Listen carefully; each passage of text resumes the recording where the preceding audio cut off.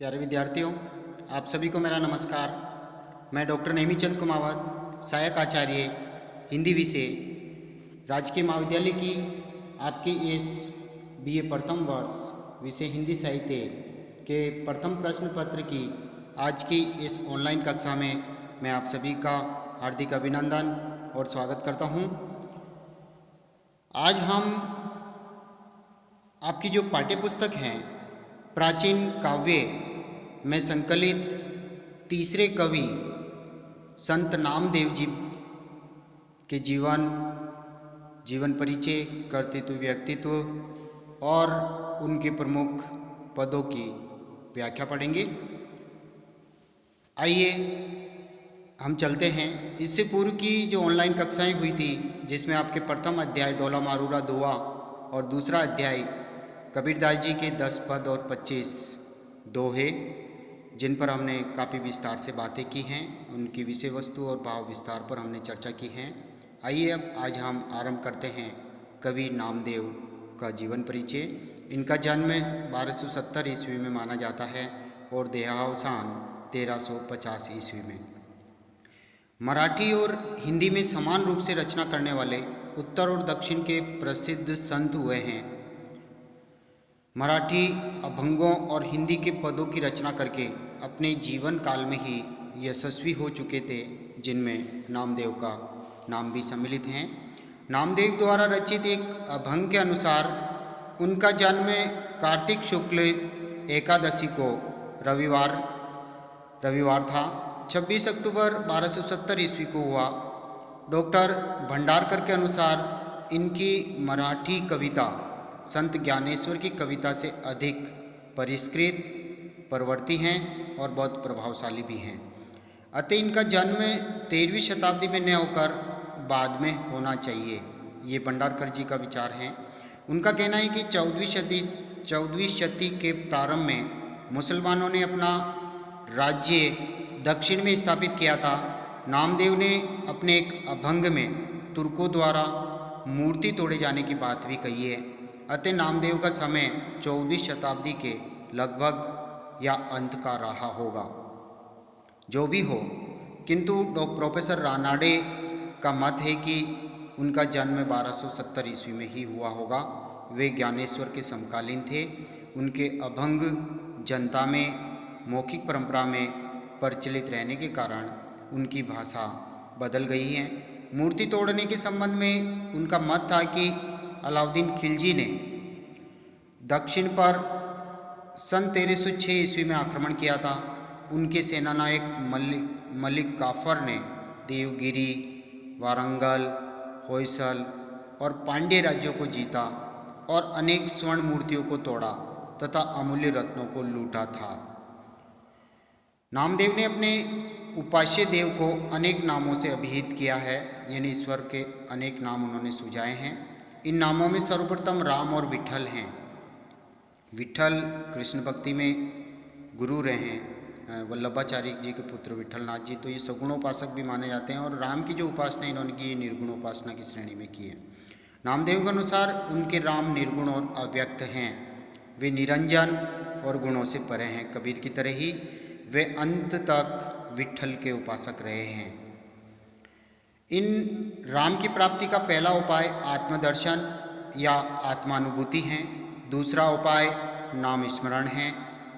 नामदेव ने दूसरे उपाय पर अधिक बल दिया है कि ईश्वर का सुमिरन करने से ही ईश्वर की प्राप्ति संभव है, ईश्वर से साक्षात्कार संभव है। मन की पवित्रता पर भी इन्होंने बहुत बल दिया। जाति पाति के बंधनों का इन्होंने खंडन किया। यानी कबीर का ही एक तरह से काफ़ी प्रभाव हमें कबीर के समकालीन ये संत हैं, तो कबीर जैसी ही निर्गुणोपासना, इनकी भक्ति भी हमें देखने को मिलती है।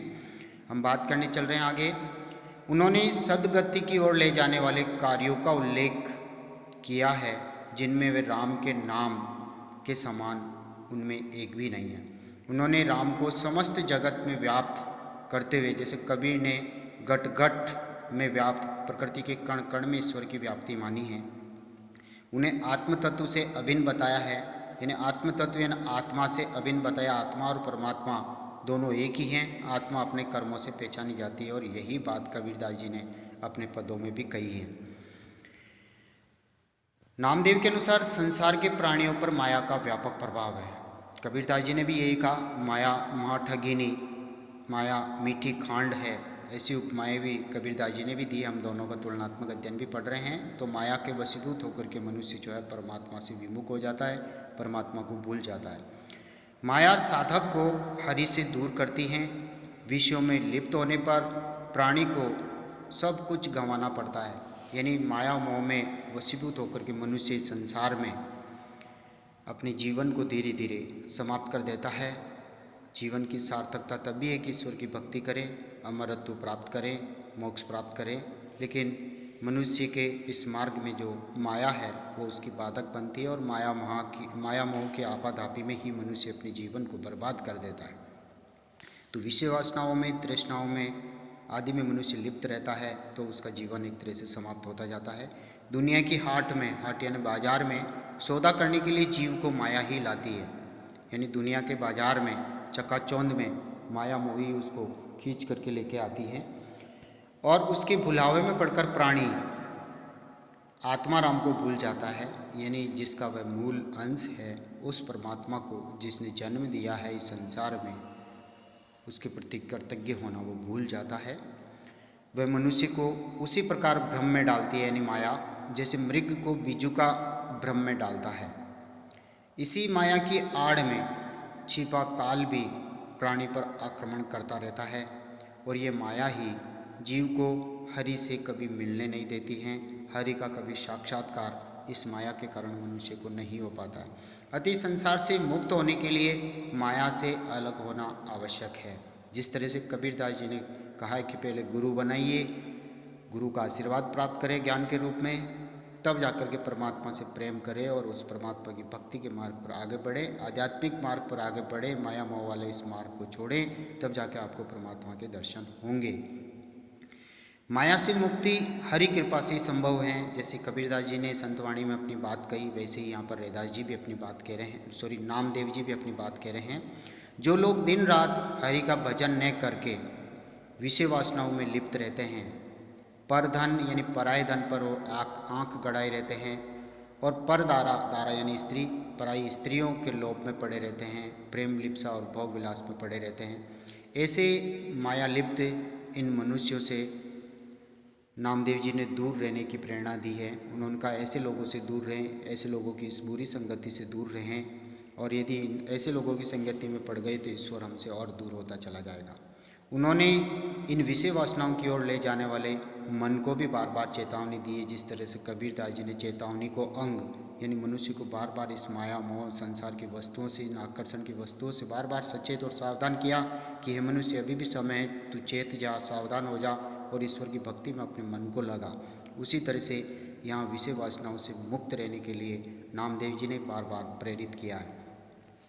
परमार्थ साधना में अग्रसर होने के लिए नामदेव ने सत्संग का उपदेश दिया है, यानी अच्छी संगति का उपदेश दिया। साधु संतों के साथ में बैठ कर के उनसे ज्ञान अर्जित करने की बात कही है। ऐसे उपदेश सामान्य प्राणी को नामदेव जी ने दिए हैं।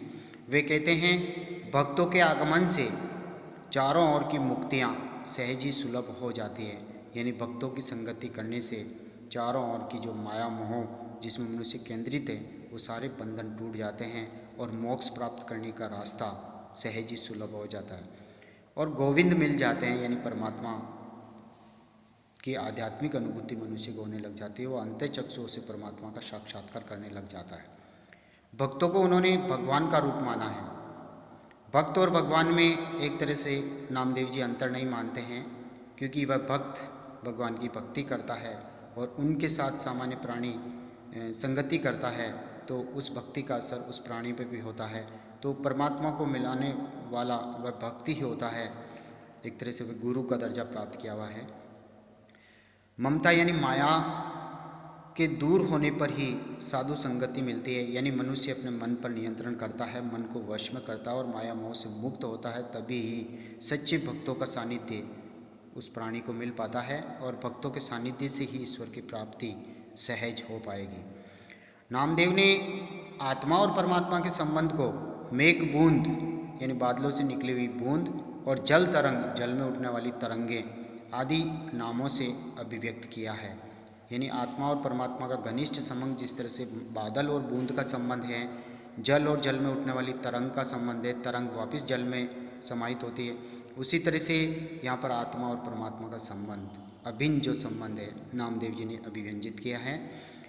उन्होंने हरि से अपने संबंध को स्वामी सेवक का संबंध बताया, माता पिता और पुत्र का संबंध बताया, सरोवर तरंग और तरुवर पंखी के समान, पेड़ पर बैठे हुए पक्षी के समान भी उन्होंने बताया कि जिस तरह से पक्षी को आश्रय कहाँ मिलता है पेड़ पर, और इसी तरह से तरंगे कहाँ उठती है, किस में विलय होती है, सरोवर में, पुत्र कहाँ से जन्म लेता, माता पिता से, उसी तरह से स्वामी की सेवा सेवक करता है। तो आत्मा और परमात्मा का जो संबंध है वो ईश्वर के समकक्ष, यानी इन स्वामी सेवक, माता पिता पुत्र और सरोवर तरंग और तरुवर पंखी के समान उन्होंने परमात्मा से संबंध जोड़ा है। जीवन और जगत की नश्वरता पर भी उन्होंने बार बार बल दिया है।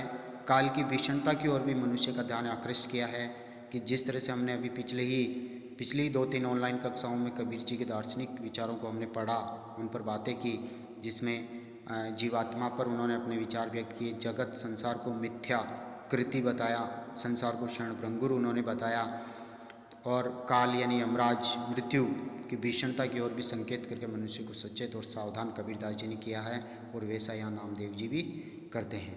उनके अनुसार काल व्याल के पास से यानी काल रूपी सर्प के फंदे से मुक्ति के लिए राम रसायन का पान आवश्यक है, यानी अमर होने के लिए मनुष्य को राम नाम रूपी अमृत रस का पान करना होगा, अमृत तुल्य जल का पान करना होगा, भक्ति रस का पान करना होगा। नामदेव अपने प्रारंभिक काल में विट्ठल के सगुणोपासक रहे हैं, ये काफ़ी चर्चित पंक्ति हैं।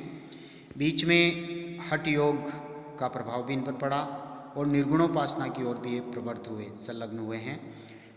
अपने अंतिम काल में हिंदी पदों में अधिकांशतः निर्गुण मार्गी दिखाई पड़ते हैं, किंतु हिंदी पदों में स्थान स्थान पर वे विष्णु के अवतारों की पौराणिक गाथाओं पर पूरी आस्था भी व्यक्त करते हैं, यानी यत्र तत्र पौराणिक बातें उनके काव्य में हमें मिल जाती हैं। अपने 2 पदों में विस्तार से उन्होंने नरसिंह अवतार की कथा भी अभिव्यंजित की हैं। ईश्वर के प्रणत रक्षण यानी कहने का तात्पर्य उन्होंने रक्षा करने का जो प्रण लिया है, उस धर्म की उन्होंने जो पालना की है कि संसार में जब जब कष्ट बढ़ेंगे तब तब ईश्वर का अवतार होगा, जब जब धर्म की हानि होगी तब तब ईश्वर का अवतार होगा। तो उन्होंने जो प्रण लिया है संसार में अधर्म को हटा करके प्राणियों की रक्षा करने का, ये प्रतिपादन भी नामदेव जी के पदों में हमें मिलता है। और एक पद में उन्होंने नारद गीता भी कही है, जिसमें विस्तार से नारायण ने नारद से अपने भक्ति धर्म का निरूपण किया है और कहा है कि भक्ति ही से उनके दर्शन संभव होते हैं, अन्य साधन व्यक्त है। यानी ईश्वर को प्राप्ति का एक मुख्य माध्यम नामदेव जी ने भक्ति को सुझाया है कि भक्ति के बल पे ही मनुष्य जो है ईश्वर से साक्षात्कार कर सकता है। और इसके लिए उन्होंने मन की पवित्रता पर बल दिया, साधना पर बल दिया, ज्ञान पे बल दिया है, साथ ही इन विषय आसक्ति यानी विषय वासनाओं, सांसारिक माया, मोह, लोभ, तृष्णा आदि से विमुख रहने की प्रेरणा दी है। नामदेव ने कुछ बातों का निषेध भी किया है। अपनी हीन जाति का उल्लेख करते हुए जाति व्यवस्था पर भी कबीर की तरह इन्होंने भी कटु प्रहार किया है। वर्ण व्यवस्था, जाति पाति के बंधनों को इन्होंने भी नकारा है। लोभ, मद, अहंकार, काम, क्रोध को अवधूत के लिए हानिकारक बताया है। अहंकारी व्यक्ति पशु के समान होता है, उसकी मुक्ति नहीं हो सकती, इसलिए मनुष्य को निरंकारी होना चाहिए, अहंकार का हमेशा त्याग कर देना चाहिए। साधन के लिए अहंकार के त्याग को अनिवार्य बताया। साधन यानी कहने का तात्पर्य जिसके लिए हम भक्ति करते हैं, जिस ईश्वर को प्राप्त करने के लिए हम भक्ति का मार्ग अपनाते हैं, उसके लिए अहंकार का त्याग करना अनिवार्य बताया। और कबीरदास जी ने भी लिखा है कि इस अहंकारी मनुष्य की रक्षा में किस प्रकार करूं, जिससे रुई लपेटी आगी, जिस तरह से रुई लपेटी हुई और उसमें आग लग जाती है तो आग धीरे धीरे रूही का सर्वनाश कर देती है, उसी तरह से ये अहंकार धीरे धीरे मनुष्य के जीवन का सर्वनाश कर देता है। अतः भक्ति के लिए इस अहंकार का त्याग करना, निषेध करना अनिवार्य है। लोभ, मद, मोह, काम, क्रोध आदि के निषेध करना जरूरी है। और जो भक्त है उनको किसी तरह का कोई भेदभाव, जाति पाति का बंधन भी नहीं मानना है। हर मनुष्य को एक समान मानना है। एक ही जाति है मात्र, ईश्वर की जाति, मानव मात्र की जाति। तो मानवतावादी जैसे विचार कबीर के हैं, वैसे यहाँ हमें नामदेव जी के भी दृष्टिगोचर होते हैं। कहाँ रे, एक दो पंक्तियाँ हैं यहाँ पर नामदेव जी की। कहाँ रे नर गर्भ करत हो, बिनसी जाएगी देही, उंडी खंडी खंडी नींव दिवाई, ऊंचे मंदिर छाए।